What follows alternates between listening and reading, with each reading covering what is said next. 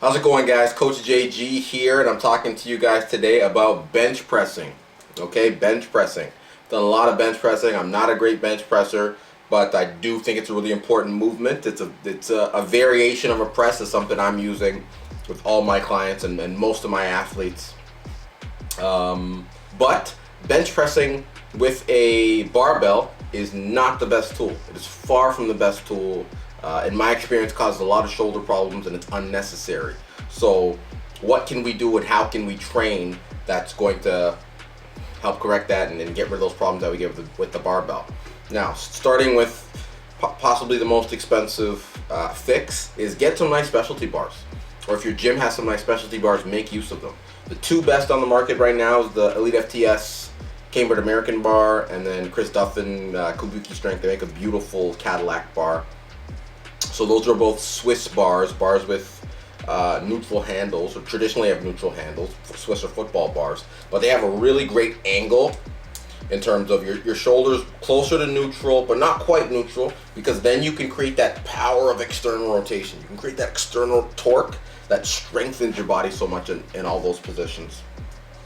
And then secondly, they have cambers. So the Kabuki bar and then the Elite FTS cambered bar, they have cambers that allow you to get down deeper into a pressing position. More range of motion ultimately means that you're going to be using more muscle, possibly building more muscle over time.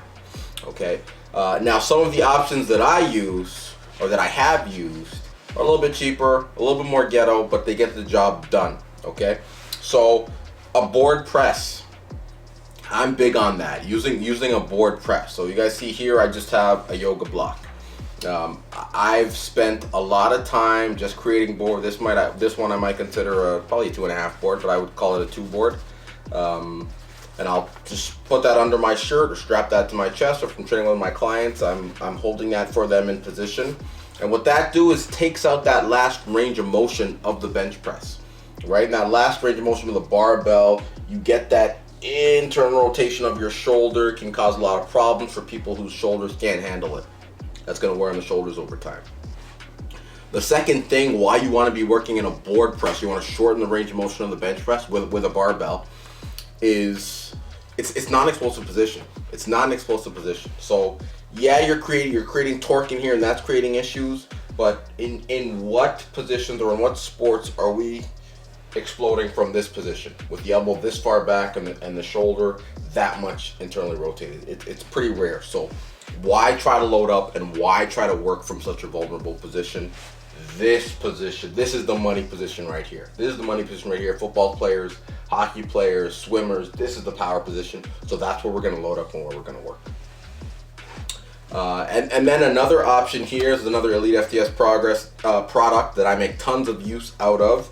And this is the shoulder saver. So this goes on top of any bar. Loop it in there. You see mine's kind of worn in here because sometimes I'll bench with a squat bar, which has really intense knurling. But I love how working with a thick bar that helps save your elbows and stuff like that. So I'll throw this on there, and this as well creates closer to a 3 board or a 2.5 board. It is a pretty thick there, or you can use the lower half, which is a little bit less.